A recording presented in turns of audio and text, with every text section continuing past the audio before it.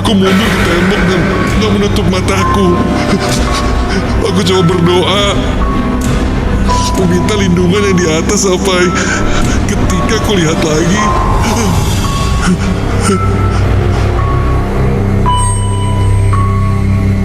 sosok itu menghilang.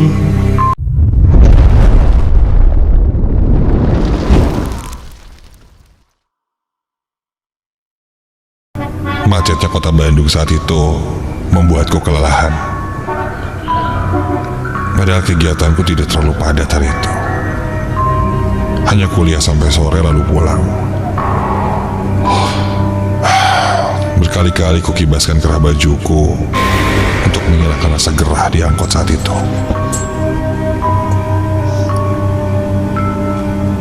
Sudah kubayangkan sampai di rumah, aku ingin segera mandi air dingin biar segar. Sudah hampir 1,5 jam dari kampus ke rumahku, karena terhambat kemacetan hanya karena jam pulang kantor ketika itu. Kulihat ke depan, sedikit lagi sih sampai di daerah rumahku. Bosan menunggu terlalu lama di dalam angkot, aku pun turun dari angkot itu. Kiri-kiri. Aku putuskan untuk jalan sampai ke rumahku. Makasih, Pak.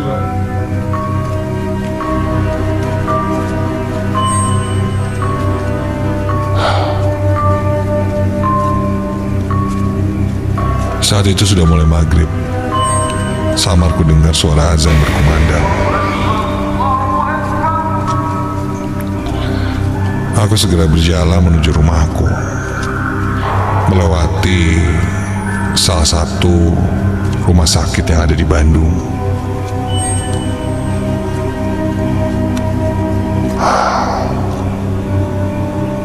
Ketika lewat depan rumah sakit itu, aku memang berjalan agak cepat karena buru-buru ingin cepat sampai di rumah. Sampai sorry. Aku tak sengaja menabrak seseorang saat berpapasan. Tak begitu kulihat, hanya saja orang itu perempuan, karena semerbak wangi parfumnya tercium ketika itu. Aku lalu lanjut berjalan, karena dari situ rumahku memang sudah dekat. Masuk ke gang rumah, aku bertemu beberapa tetangga. Mereka selalu menyapa aku dengan senyuman. Untuk sampai ke rumahku, memang harus melewati daerah pemakaman. Pasti orang-orang langsung berpikiran seram jika sudah mendengar kata pemakaman atau kuburan. Tapi untukku yang sudah cukup lama tinggal di sini, hal itu menjadi hal yang biasa. Di daerah dekat pemakaman yang kecil ini cukup ramai jika sore. Ditambah banyak rumah-rumah warga, dan ada warung juga yang buka 24 jam.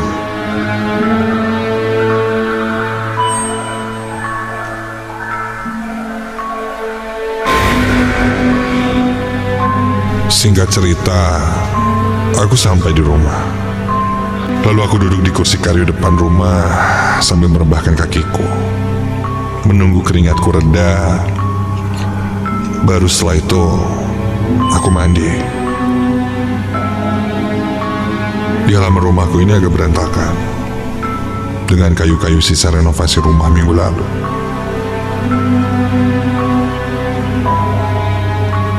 Ayahku merenovasi rumah, menambahkan kamar baru untukku. Kamar itu berada di bagian belakang, di lantai 2, namun tepat di atas kamar mandi. Akhirnya aku punya kamar sendiri. Belum sampai seminggu aku tidur di sana. Mungkin ini hari keempat.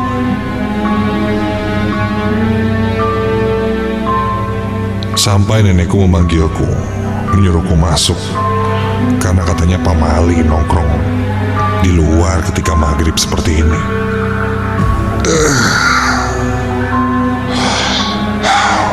Aku lalu masuk ke dalam dan bergegas ke kamar mandi. Kulihat nenek sedang menyiapkan makan malam di meja makan.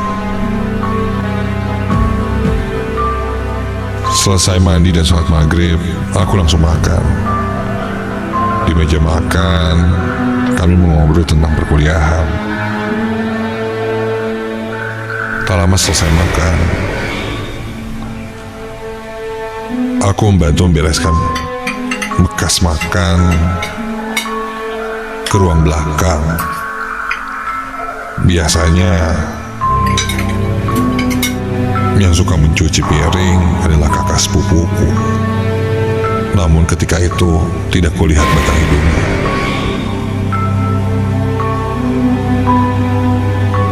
Di ruang belakang ada tempat mencuci piring, tempat mencuci baju, juga kamar mandi. Dan tepat di atasnya itulah kamarku yang berada di lantai 2, yang baru saja dibangun. Aku sudah biasa untuk bersih-bersih di rumah. Setelah piring kotor itu selesai, aku lanjut mencuci baju-baju kotorku. Aku pisahkan pakaian kotorku ke dalam ember kecil karena aku akan mencucinya. Kunyalakan keran air untuk mengisi ember.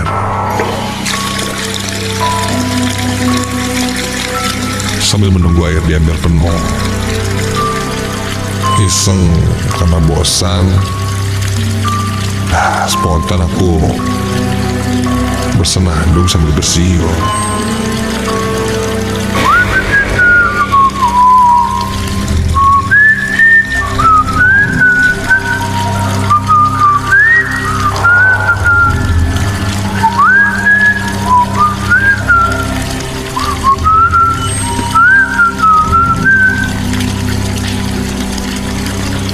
Dan tak lama terdengar suara sesuatu.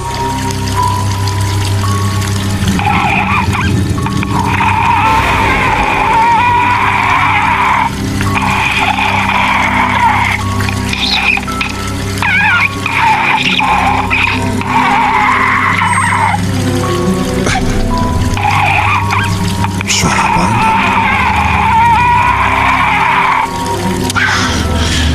Mungkin suara mesin air. Tiba-tiba suara mesin air itu terdengar bergemuruh. Aku mengeceknya. Tidak apa-apa, pikirku.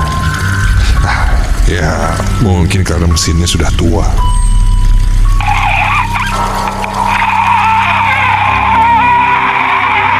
Suara itu masih terdengar dan mulai membuatku merinding. Karena suaranya terdengar sepertinya memang bukan dari mesin air.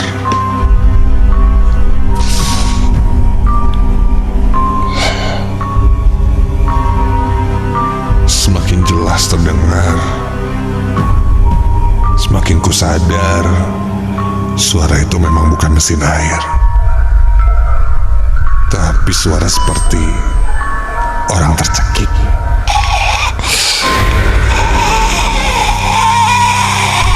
Dan gak bisa nafas.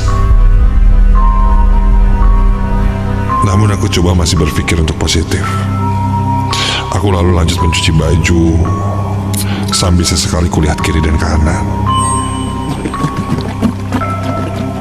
Suasana mulai hening. Hanya terdengar suara air gemercik cucianku saja.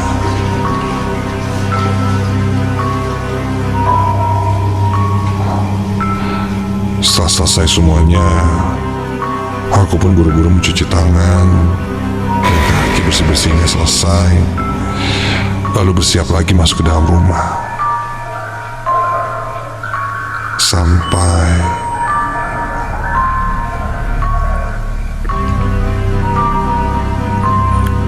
mataku tiba-tiba saja tertuju pada salah satu pot hiasan yang ada di dekat mesin cuci.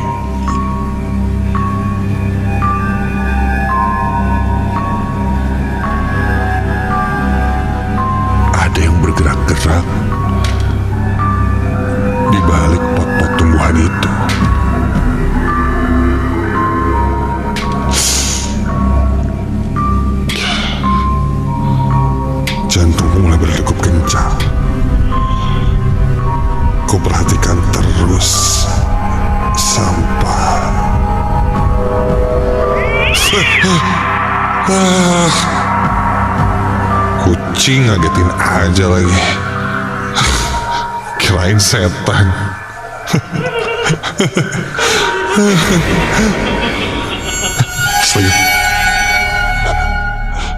Ketika aku tertawa, ku dengar juga ada yang ikut tertawa. Suara perempuan.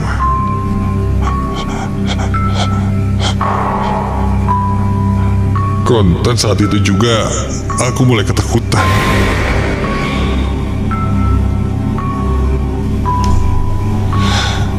Ada suara tertawa yang lain selain aku.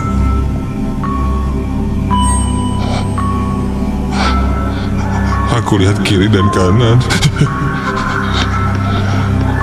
Suara itu masih terdengar. Suaranya pelan dan halus. Dan sepertinya berasal dari dalam kamar mandi.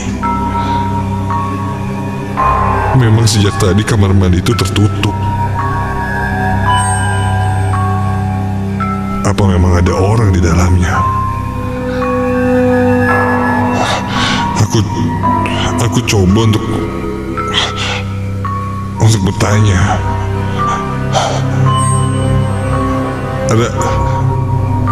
Ada orang di dalam kamar mandi ya? Ya, mendengar ada yang menyaut, aku cukup tenang. Suara perempuan itu pasti kakak sepupuku. Di sana aku sudah mulai tenang. Sejak tadi ternyata dia mungkin ada di dalam kamar mandi. Lagi ngapain sih kak? Dari tadi lama banget di kamar mandi. Dia cuci piring, cuci baju. Mana aku nakutin, kirain setan, bukannya bantuin. Buruan, ntar masuk angin loh lama-lama di kamar mandi. Gua ke dalam duluan ya.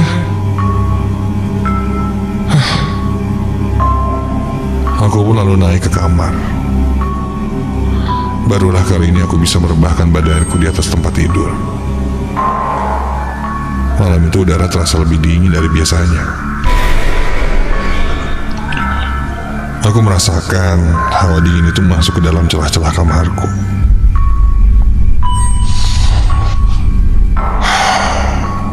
Aku pun pejamkan mata dan coba untuk tidur. Namun terdengar ada suara gaduh seperti orang sedang bersenandung. Ya, terdengar suara orang yang sedang bersenandung dari lantai bawah. Lantaiku ini kayu, jadi suara apapun bisa langsung terdengar ke lantai atas. Penasaran, aku dekatkan lagi telingaku ke lantai.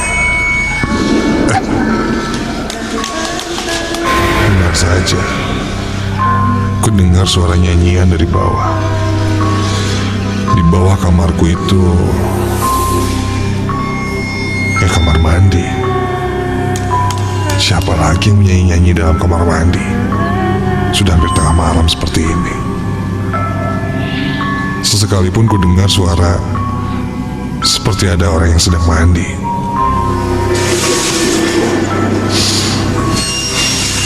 Dia belum keluar juga gitu dari kamar mandi.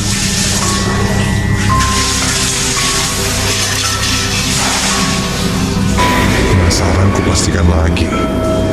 Aku coba turun ke bawah dan melihat ke kamar mandi. Pintu kamar mandi itu di atas dan bawahnya ada celah. Yang atas celah ventilasi yang mungkin kurangnya sekitar 30 cm lebarnya, dan di bawah ada sedikit jarak untuk air agar bisa keluar. Dari celah bawah pintu itu aku bisa melihat ada kaki perempuan yang berdiri di dalamnya. Memang ada orang di dalam kamar mandi itu. kakak sepupuku belum keluar sejak tadi. Aku dekati kamar mandi itu. Tercium lagi wangi yang sangat menyengat. Aku ingat wangi ini. Tapi aku lupa di mana. Aku coba ketuk kamar mandi itu untuk memperingatkan kakak sepupuku itu agar cepat keluar.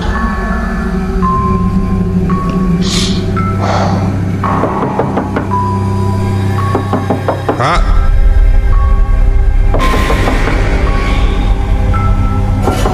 Kak, kakak di dalam, Kak. Mama Ali jam segini masih di kamar mandi, Kak. Nyanyi-nyanyi lagi tengah malam. Hei, Kak. Berkali-kali kutanya,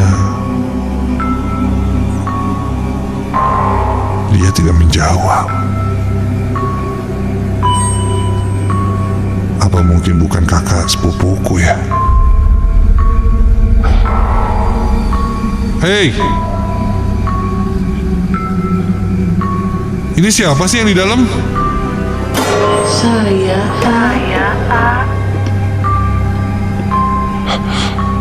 Terdengar suara perempuan lirih dari arah kamar mandi. Aku pun mundur perlahan dan astaga, ketika ku lihat ke atas, dari celah ventilasi atas pintu kamar mandi itu mengintip sebuah wajah yang menakutkan. Aku terkejut, diam terbelalak. Sebuah wajah seorang perempuan dengan kulit seperti terbakar dan sayatan-sayatan merah di pipinya. Matanya yang putih itu membelalak, melotot tajam ke arahku. Dari celah ventilasi itu, sosok perempuan itu seakan memaksa merayap keluar. Hingga kulihat tangannya bisa keluar setengah badan, dan tubuhnya juga terlihat hitam seperti terbakar dengan jari-jari yang panjang.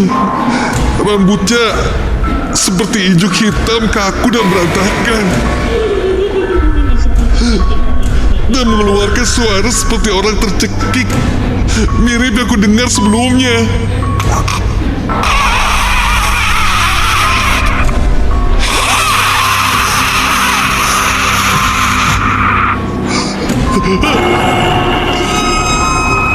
Dari posisiku aku bisa melihat betul bagaimana bentuknya. Wajah wanita itu seperti habis dilahap api. Ada beberapa luka goresan seperti benda tajam di pipinya, dan terdapat garis cekikan di lehernya seperti bekas kawat. Aku mundur ke tembok dan menutup mataku. Aku coba berdoa, meminta lindungan yang di atas, sampai ketika aku lihat lagi,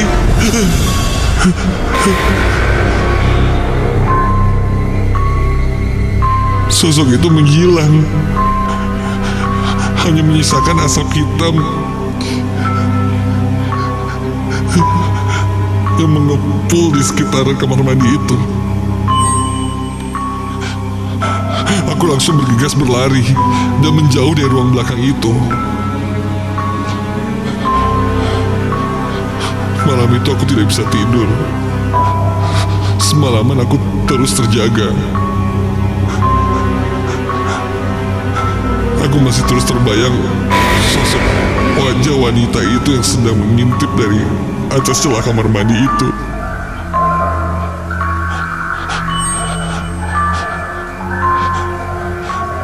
Hingga barulah saat subuh, aku mulai bisa terlelap. Keesokan paginya aku bercerita pada nenek kejadian yang kualami semalam. Aku pun baru ingat, wangi yang kucium semalam persis seperti perempuan yang sempat berpapasan denganku di depan rumah sakit. kata nenek, mungkin yang berpapasan denganku itu bukan manusia. Dan arwah perempuan itu ikut denganku. Karena ketika mereka menyentuh kita, itu seakan kita diberi tanda oleh makhluk itu, agar gampang untuk kembali mendatangi. Dan dia ikut sampai ke rumah, dan mungkin nyaman berada di dalam kamar mandi rumahku itu. Entah siapa dia semasa hidupnya, aku tidak tahu. Sorenya, aku pun berdiri di tempat aku berpapasan dengannya. Ku minta dia tidak mengikutiku lagi. Dan seketika itu bulu kuduku berdiri dan tercium bau itu lagi.